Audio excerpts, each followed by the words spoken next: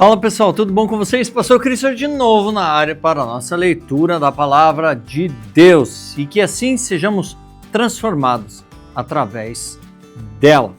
Que bom que você está aí, que bom que nós estamos engajados aí nessa leitura, estamos aí no 218, olha só, 218 avançando, logo estaremos terminando isso daí, isso é muito bom, que bom que você está aí, eu sinto grande alegria de estarmos juntos nessa jornada e que realmente possa ser transformador na sua vida, como está sendo transformador também na minha vida fazer essa leitura com você. Como vocês sabem, estive lá no Piauí recentemente. Queria muito ter gravado mais lá, mas se vocês querem ver alguma coisa, vá lá no meu Instagram, acompanha lá, vocês vão ver muito conteúdo do Livres, uso do cartão. Eu também quero deixar registrado aqui e que você vá aqui do lado, tem um linkzinho para que você acesse aquela tabela maravilhosa para você entender o Antigo Testamento na sua linha cronológica. Beleza? Dito isso, vamos juntos, vamos embora para a nossa leitura de hoje.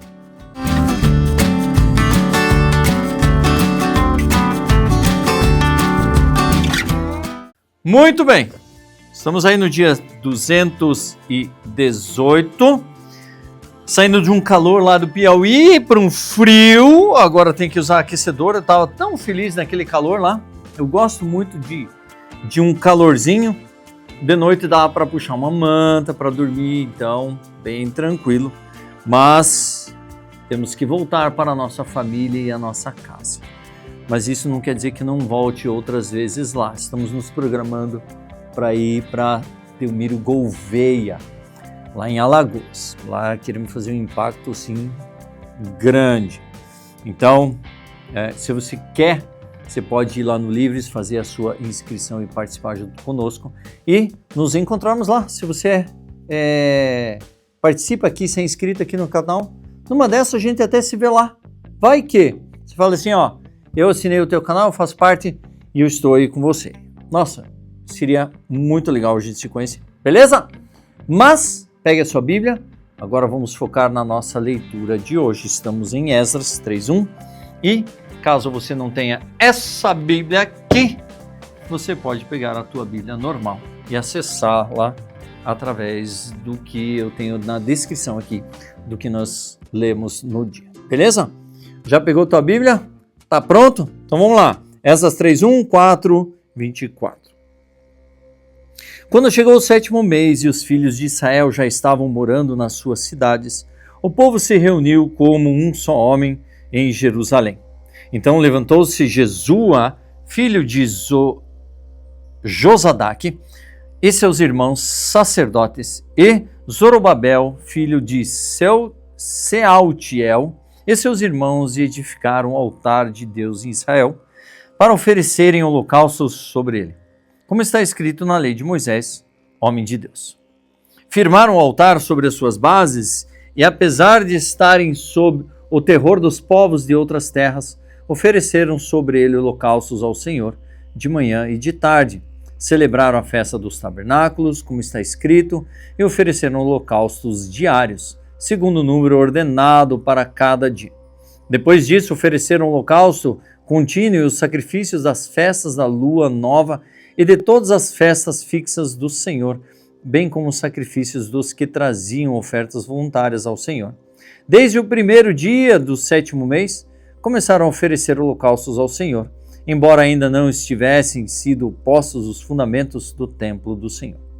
Então deram dinheiro aos pedreiros, aos carpinteiros, bem como comida, bebida, azeite aos homens de Tiro e de Sidom, para trazerem do Líbano madeira de cedro até o mar, até Jope, segundo a permissão que lhes tinha dado Ciro, rei da Pérsia.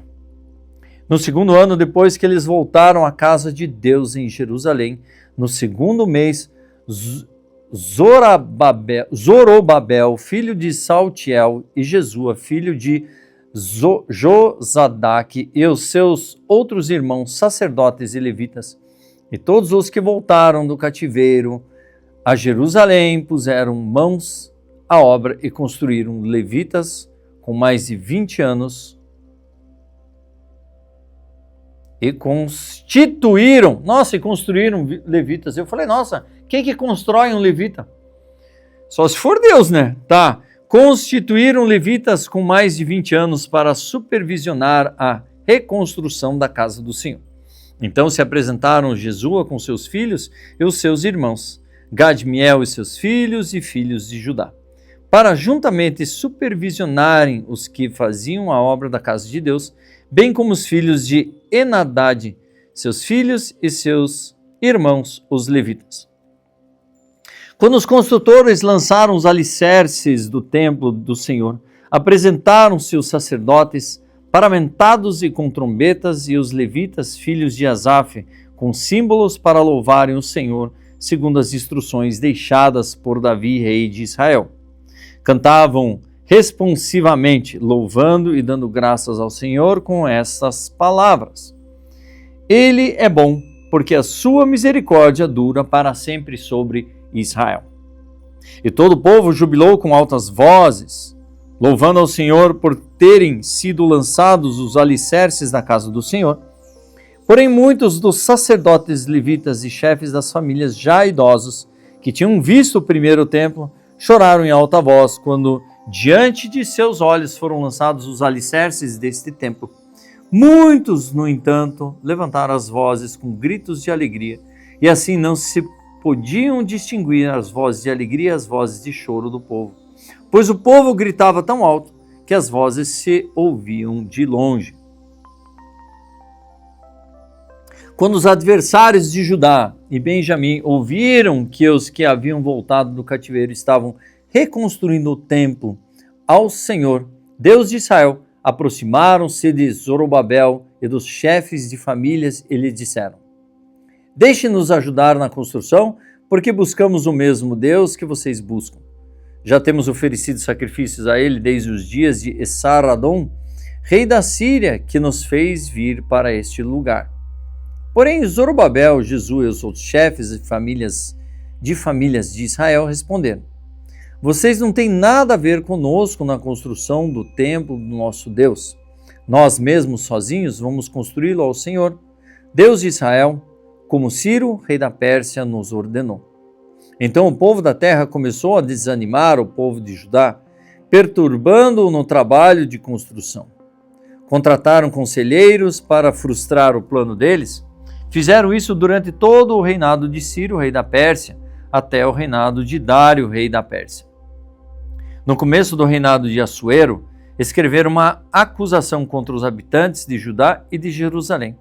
E nos dias de Artaxerxes, rei da Pérsia, Bislão, Mitredate, Tabel e os outros companheiros escreveram uma carta a Artaxerxes. A carta foi escrita em aramaico e traduzida.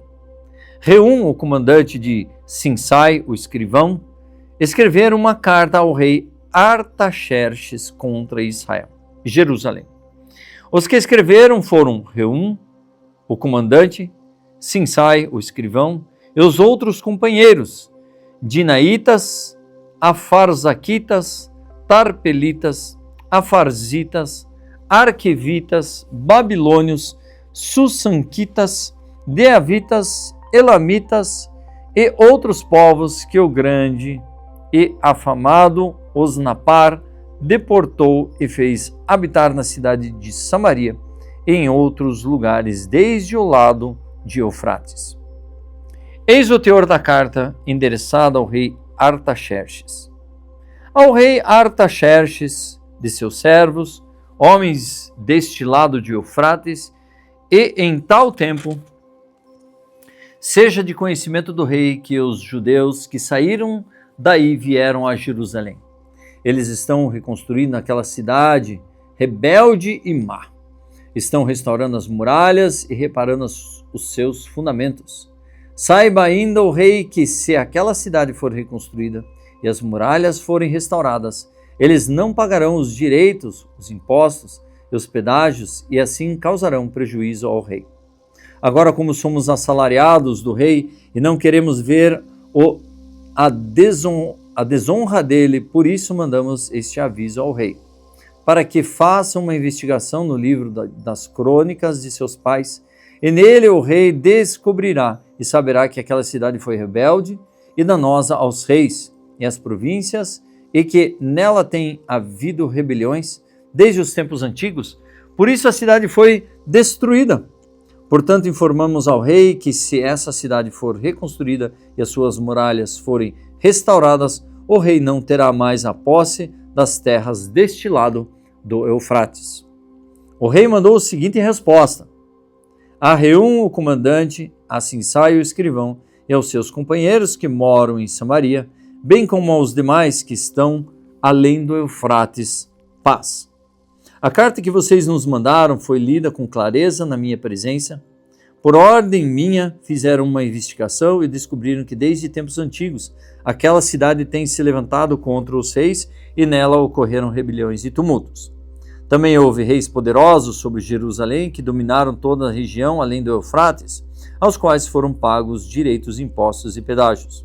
Agora deem uma ordem para que aqueles homens parem o trabalho e aquela cidade não seja reconstruída, a não ser com autorização minha. Tenham cuidado e não sejam negligentes nessas coisas, porque aumentaria o dano em prejuízo dos reis. Depois que a cópia da carta do rei Artaxerxes foi lida diante de Reum, de Sinsai, o escrivão, e dos seus companheiros, eles foram depressa a Jerusalém, aos judeus, e de mão armada o forçaram a parar a obra. Assim a obra da casa de Deus em Jerusalém foi interrompida, e isso até o 2º ano do reinado de Dário, rei da Pérsia. E assim, amanhã nós vamos ver o que continua. Vontade de ler o que está acontecendo. Mas amanhã nós vamos ler isso e vamos descobrir o que está acontecendo. 1 Coríntios 2, 6, 3 a 9. No entanto, transmitimos sabedoria entre os que são maduros, não porém a sabedoria deste mundo, nem a dos poderes desta época, que são reduzidos a nada. Pelo contrário, transmitimos a sabedoria de Deus em mistério, a sabedoria que estava oculta, que Deus predeterminou desde a eternidade para a nossa glória. Nenhum dos poderosos deste mundo conheceu essa sabedoria, porque se a tivesse conhecido, jamais teriam crucificado o Senhor da glória.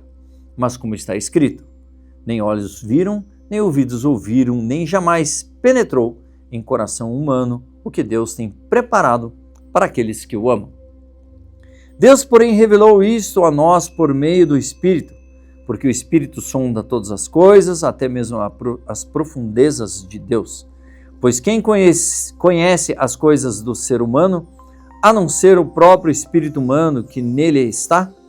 Assim ninguém conhece as coisas de Deus, a não ser o Espírito de Deus.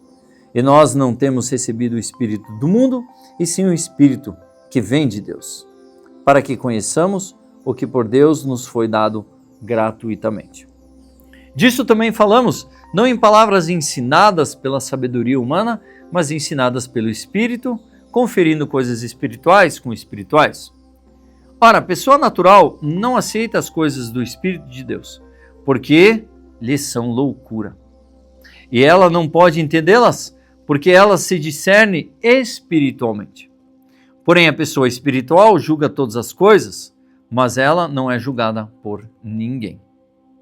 Pois quem conheceu a mente do Senhor para que a possamos instruir? Nós, porém, temos a mente de Cristo.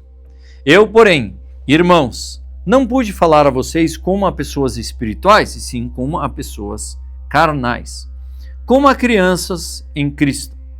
Eu lhes dei leite para beber, não pude alimentá-los com comida sólida, porque vocês ainda não podiam suportar. Nem ainda agora podem, porque vocês ainda são carnais. Porque se há ciúmes e brigas entre vocês, será que isso não mostra que são carnais e andam segundo os padrões humanos? Quando alguém diz, eu sou de Paulo, e outro diz, eu sou de Apolo, não é evidente que vocês andam segundo padrões humanos? Quem é Apolo e quem é Paulo? São servos por meio de quem vocês creram. E isso conforme o Senhor concedeu a cada um. Eu plantei, Apolo regou, mas o crescimento veio de Deus. De modo que nem o que planta é alguma coisa, nem o que rega, mas Deus que dá o crescimento. Ora, o que planta e o que rega são um, e cada um receberá a sua recompensa de acordo com o seu próprio trabalho, porque nós somos cooperadores de Deus, e vocês são lavoura de Deus e edifício de Deus. É interessante que a gente tem um estudo que a gente fala a respeito de ser natural, carnal e espiritual. O espiritual é o ser que todos deveriam ser, aquele que discerne as coisas espirituais, aquele que busca o Senhor de forma espiritual, aquele que busca um relacionamento com Cristo através do Espírito Santo e assim conhecendo o coração de Deus. E a gente andar em obediência ao Senhor. Isso é ser o espiritual. Carnal é ser um filhinho restaurado de Deus, só que ainda dá voz aos desejos, aos próprios desejos. E que nem Paulo diz, eu lido com vocês como pessoas carnais, crianças pequenininhas de Cristo, como crianças em Cristo. Então assim, por mais que a gente seja levado por o nosso desejo e aquilo que nós queremos, a gente ainda está fixado a Cristo porque nós cremos, só que a gente dá voz muito a nós mesmos. Agora, se você fala das pessoas naturais são aquelas que nu e cru, elas rejeitam, não creem, e elas são levadas pelo próprio desejo. Isso é ser natural. Ser carnal é estar em Cristo, mas ainda ter a tendência de uma imaturidade. Agora, os espirituais são pessoas maduras. Por isso que a palavra de Deus diz que a criação espera a manifestação dos filhos maduros de Deus. Isso está em Romanos 8. Então, é isso que Paulo está falando. Eu ainda lido com vocês como leitinho, então tem coisas básicas que eu vou ensinar para vocês. Compreendido? Vamos lá, Salmo 28, 1, 9. A ti clamo, ó Senhor, rocha minha, não seja surdo para comigo, porque se te calares quanto a mim, serei semelhante aos que descem a cova. Ouve a voz das minhas súplicas, quanto a ti clamo por socorro, quando erguer as mãos para o teu santuário. Não me arrastes com os ímpios, com os que praticam iniquidade. Eles fazem de paz ao seu próximo, porém no coração têm perversidade. Paga-lhes segundo suas obras, segundo a maldade de seus atos. Deles conforme a obra de suas mãos, retribui-lhes o que merecem. E visto que não compreendem os feitos do Senhor, nem o que as suas mãos fazem, ele os derrubará e não se reedificará. Bendito seja o Senhor, porque ouvi a voz das minhas súplicas. Ouviu. O Senhor é minha força e o meu escudo, nele o meu coração confia, nele fui socorrido. Por isso o meu coração exulta e com o meu cântico o louvarei. O Senhor é a força do seu povo, o refúgio salvador do seu ungido. Salva o teu povo e abençoa a tua herança. Apacenta-os, exalta-os para sempre. Provérbios 20, 21, 25, 20, 24 e 25. Os passos de cada pessoa são dirigidos pelo Senhor. Como poderá alguém entender o seu próprio caminho? É uma armadilha dizer precipitadamente, isto é santo, e só refletir depois de fazer o voto. E assim terminamos a nossa leitura de 218.